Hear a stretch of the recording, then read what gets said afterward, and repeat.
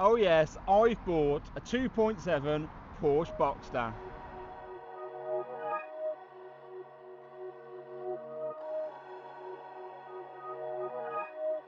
Okay. Do good, do great, and they talk bad on you.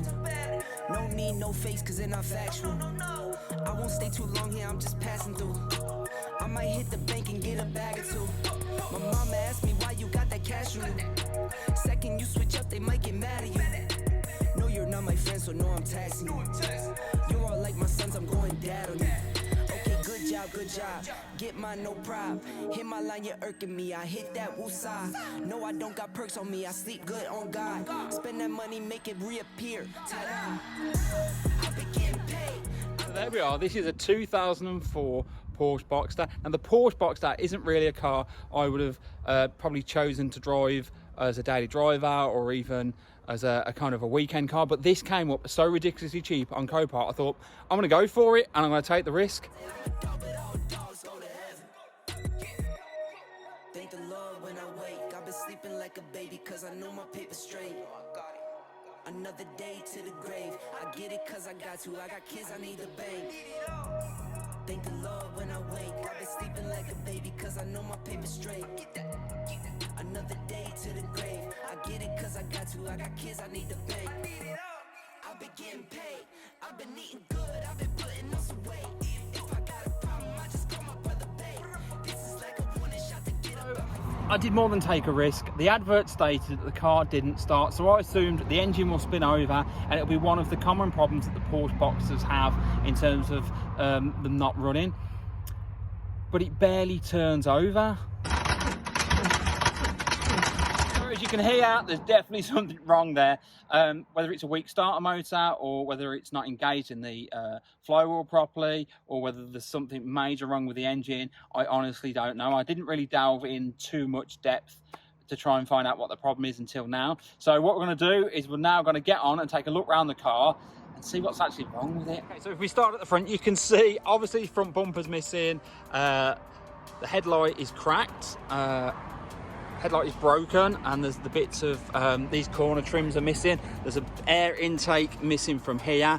They're relatively easy to come by on eBay. You can also see indicators are missing on both sides here. You can see, I mean, the wheels don't look too bad, and the brakes actually don't look too bad. There's no lips on them, so we might just change the pads on them, give them a good bleed, and then we should be good to go.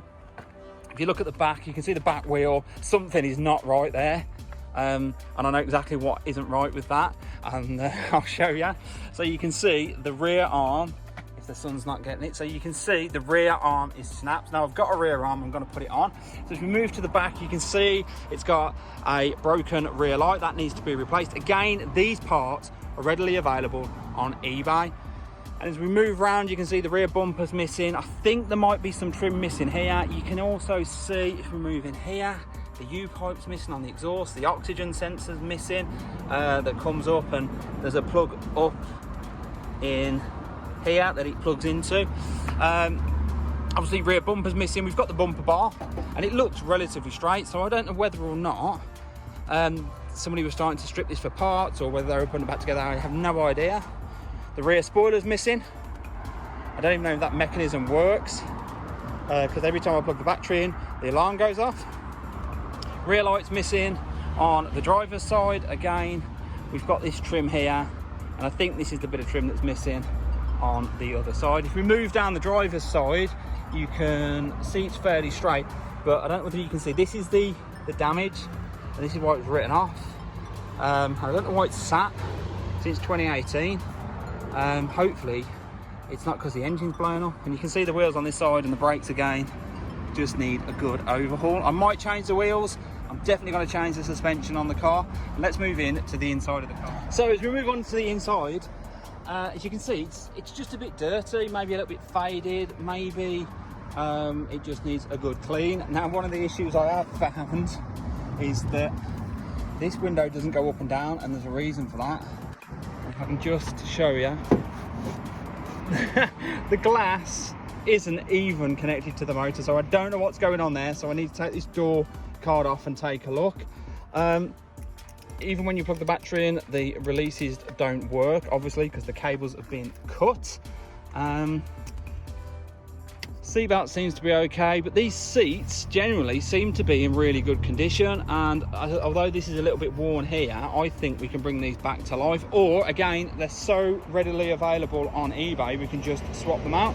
Now if we go inside the car and take a look, you can see that overall the dash is relatively in good condition. Yeah, we've got a mirror missing. The passenger seat again is in really good condition, as you can see. Now the passenger side seatbelt is missing, and there are a few issues inside the car in terms of what doesn't work.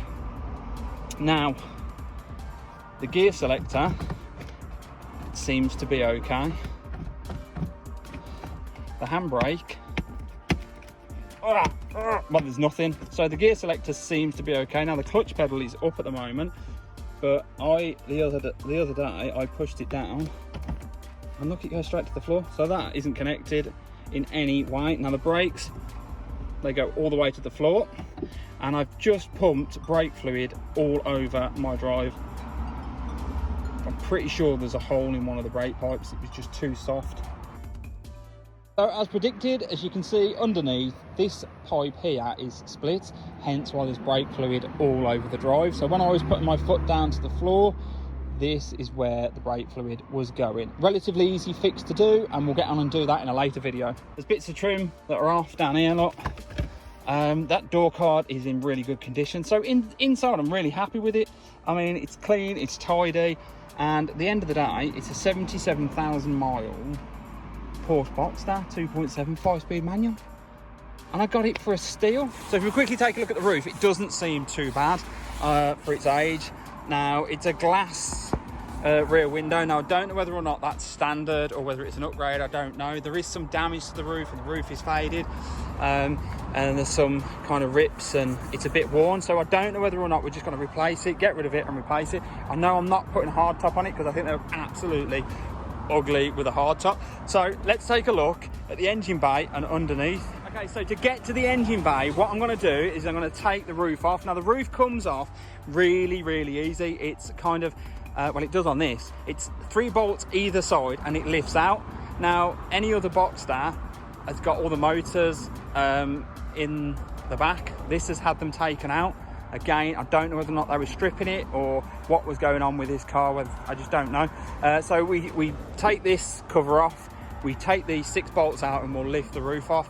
So let's get on and do that now.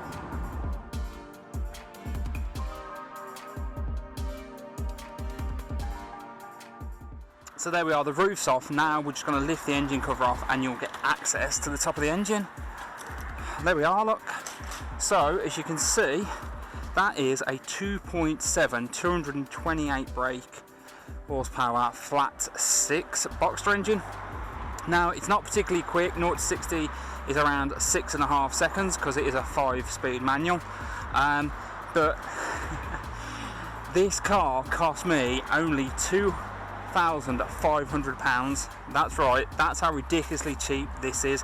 And like I said earlier in the video, this car retails out at £8,000, but we're not doing it to sell, we're doing it because we want to do it up and do something different with it. But as you can see, there's plugs off all over the place on this car. There's breather pipes that aren't connected, there's bolts for the chassis. I don't know whether you can see down here, the bolts for that aren't even there. There's no oil in the car. If we go around to the other side, you can see breather pipes off. I think this is actually loose. Yeah, the intake's loose. The breather pipes are off here. This breather pipe should go here. All these pipes aren't in the right place. The chassis bolt down there, I don't know whether you can see it or not. I don't know how well you can. That isn't even done up. So the cradle that actually holds the gearbox in, I think it's the gearbox, it might even be the engine in, isn't even done up. So it needs a clean up. Obviously these parts obviously all come off and are relatively kind of straightforward to put back on, and I think what I will do is strip it all down at the top, find out where all these pipes go. I think I know where these go. Yeah, and give it a clean up and then put it back together. Maybe some new gaskets, I honestly don't know. If you have a look underneath the car, first of all, you'll notice that the anti-roll bar is missing. The drop links are absolutely knackered. The U-pipes are missing for the exhausts, as we already found out. The lambda sensors or oxygen sensors are missing for the front part of the exhaust and the header to cat. There's supposed to be a lambda sensor there, and there's some sensors, if I can show you, mounted on the chassis there. There's some plugs, sorry, where the sensors plug in. The drive shaft has got no bolts holding it on. Sorry, tell a lie, it's got 2 at the top holding it on. There is, I don't know whether you can see those pipes hanging down. Yeah, they're the air conditioning pipes. Now I don't know whether or not there's supposed to be an air conditioning radiator in that gap there. I have no idea. I need to do some research on that because I can't see where the pipes go. And also, the water pipes leak. But overall, it's pretty tidy underneath here. Obviously, we've got that rear arm that needs fixing. I'm going to do that in a later video. But overall, I think it looks okay. We just gotta get things bolted up, like, you know, the drive shaft bolted on, the engine and gearbox mated properly. Because I think that may have something to do with it not starting or making that terrible sound when I try and turn it over. So there we are, guys. What do you think to the Porsche Boxster? So there is a lot that we need to do just to get this car moving and stopping under its own power, but that doesn't faze me. It just gives us some great content for the channel, and then we can start modifying it. And don't forget, we've still got the E350 on the channel, and we're going to continue to modify that. We've got the hybrid turbo, the bigger intercooler, the exhaust system, the wheels, stage 2 remap, so there's plenty to come on the channel. If you've not subscribed already and you're new to the channel, why not subscribe and go back and check out the E350 videos. And if you're not new to the channel and you still haven't subscribed, why not subscribe, thumbs up, turn those notifications on, and I'll catch you in the next video. Thanks for watching, guys.